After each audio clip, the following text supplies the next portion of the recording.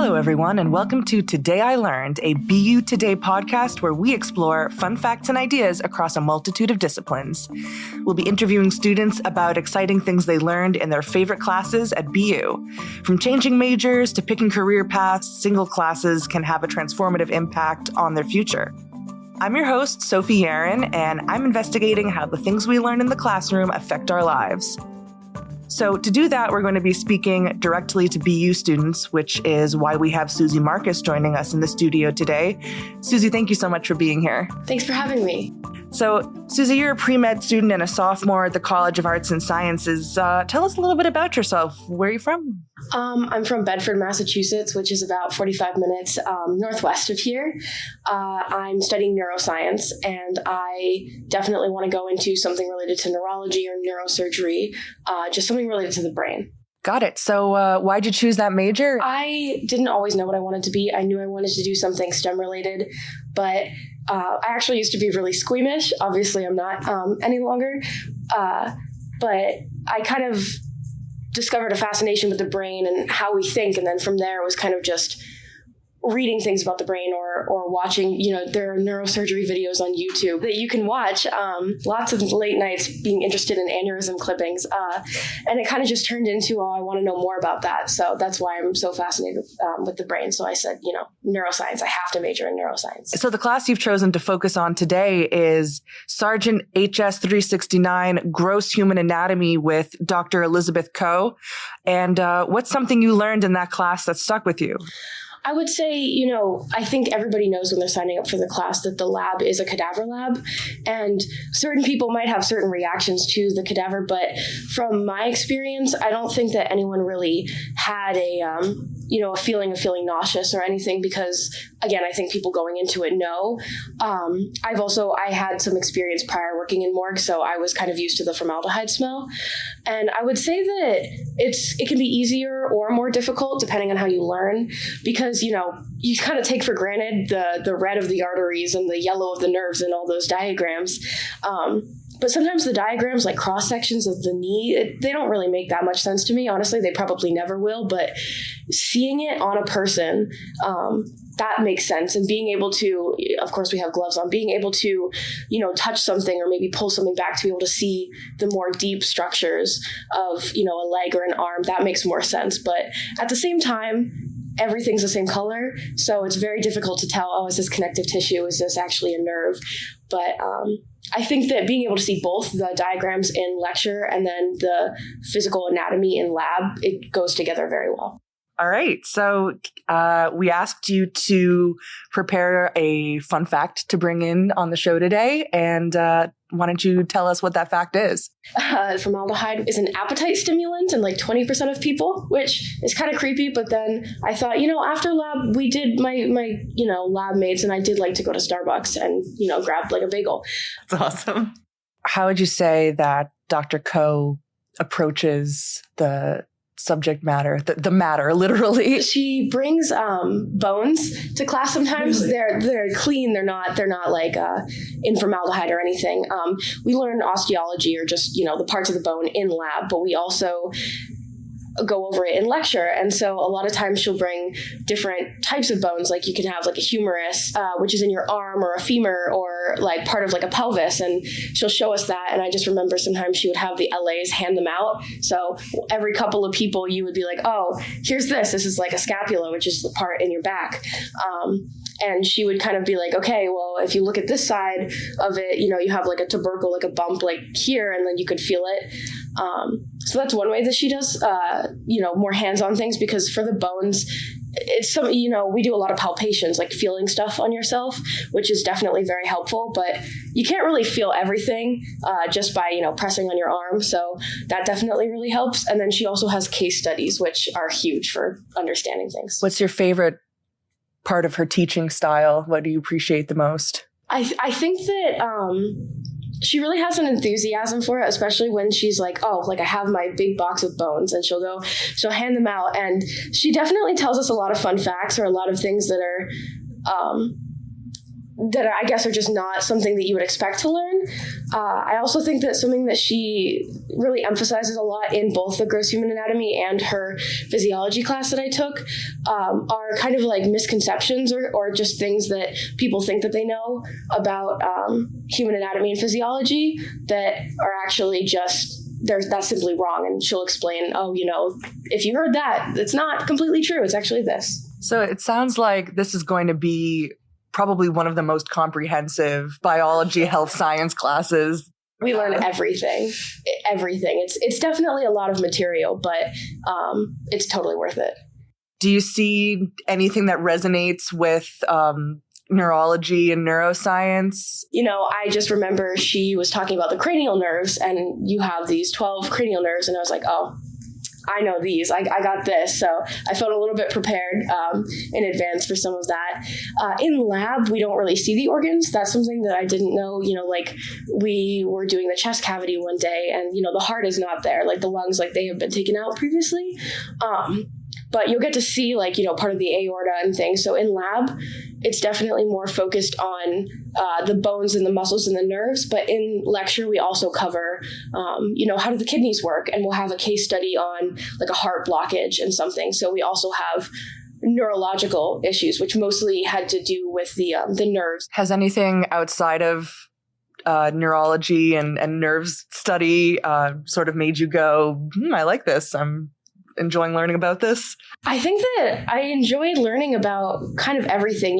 It's just a lot that we learned about that I found really interesting. I've always been really interested in the brain, but I became more interested in nerves and kind of like your spinal cord. I remember this was a random fact that she talked about that had nothing to do with the unit that we were about to start. And she talked about shingles really quickly, and it was kind of an unrelated note, but that's something else that stuck with me about how, the reason it's called shingles is because I guess the rash appears in kind of like a very straight line that looks like a shingle, like a roofing shingle. The reason that you see it in the shingle in that line is because that's where the nerve is innervating. So if you have, just a line of that rash on your stomach, it's like, oh, you can see the line of the nerve, which is crazy to me. Like I had no clue. I thought the brain was, the end all be all, but I'm like, no. The nerves are also really cool. So tell me a little bit about these cadaver labs and sort of walk me through a lab you had recently.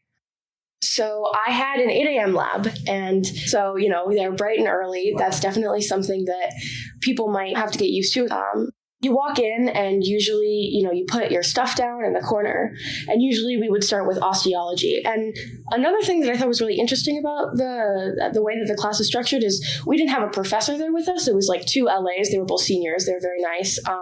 First, we would sit down. There's like regular science table desks that you would imagine. And sometimes there are bones laying out, clean ones. They're not, we don't have to wear gloves. They're just, if you would imagine like a dog, like chew toy. And they would go over osteology, where we would have diagrams either on like a computer or like I brought my iPad, and you would have to label them, and that would be part of our post-lab assignment is they would go over the different parts of the bone, and this is like the inferior part of it. This is like this bump means this, and then usually we would move into the cadaver part of it. And these labs are very small. I think there were 7 people, including myself, so it's definitely not a big lab, which makes sense. And there are 2 cadavers. One is in the supine position, which is kind of laying on your back, and one is in the prone position, which is like laying on your stomach face down, so that you don't have to move them back and forth to see the structures on both sides. So we kind of have some sheets that are laminated. Of course, we have gloves on, and some like pointers that are metal, and we can kind of put your pointer underneath this nerve and be like, oh, look at this nerve, look at this tendon, this is that. And we look at both the prone and supine to be able to see both the front and back view of, the arm or the leg. We kind of just like went right into it. And some the LAs, they would show us something. They'd be like, okay, look at this. This is like this muscle on your back.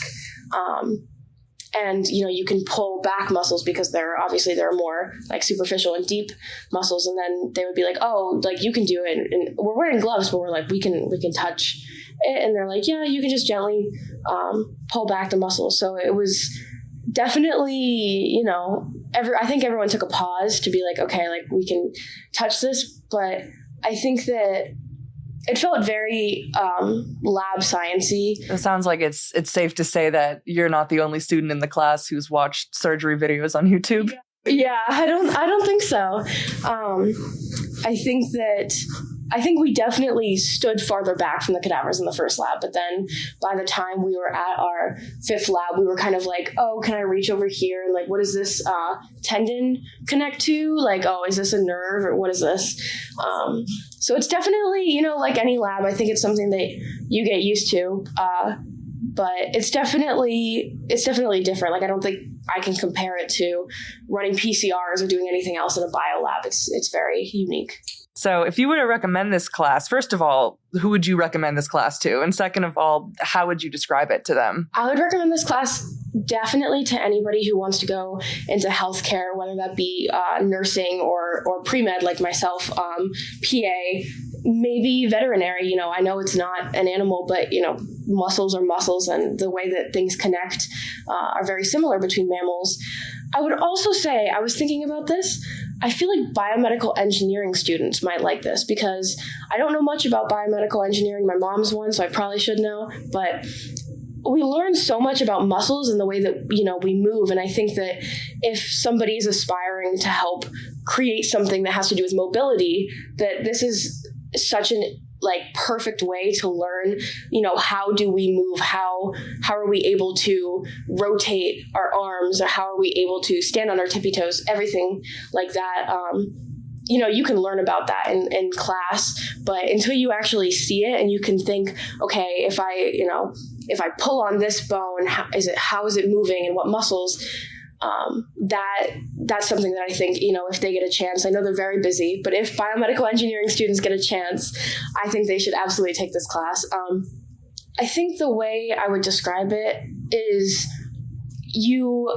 I feel like it's honestly two different classes that connect very well, because in one aspect you have the cadaver lab, and so you're there and you're like, okay, we're going to learn about bones and where is this really in the body, and you have lecture where you'll do case studies like, oh, what happens if this goes wrong? That's the biggest thing, is like, what happens if this tendon tears? What happens if that's what Dr. Cohen said is like the best way to learn things, is think, okay, if this goes wrong, what are the downstream effects? And that's so true. That's how I studied for every exam. So I think that you get the more hypothetical in lecture, which is kind of like diagnosing, which I think that if somebody's pre-health, that's another really fun thing to do. And then you get the more physical in lab. So I think they're two separate classes that connect very well, is what I would say. Susie, thank you so much for sitting down with us for our inaugural episode. It was a pleasure to talk to you, and we wish you all the best with your upcoming labs, however many there may be. Probably a lot. So thanks for tuning in to Today I Learned, a BU Today podcast. Do you have a favorite class you think we should know about? Tell us all about it by filling out the form linked in our description.